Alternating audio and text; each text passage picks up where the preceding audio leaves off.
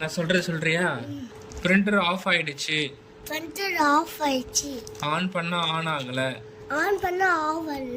பிரிண்டரை check பண்ணி பார்க்கலாம் வாங்க. எஸ்எம்பிஎஸ் நல்லா இருக்கு. ஆனாலும் பிரிண்டர் ஆன் ஆகல. மதர் போர்டு செக் பண்ணிக்கலாம். மதர் போர்டும் செக் பண்ணிட்டோம், நல்லா தான் இருக்கு. கடைசியா பிரிண்டரோட பவர் பட்டன் செக் பண்ணி பார்த்தோம்.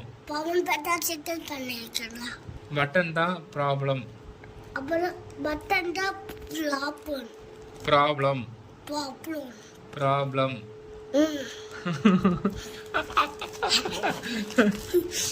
பட்டனை ரிப்பேர் பண்ணிட்டோம்.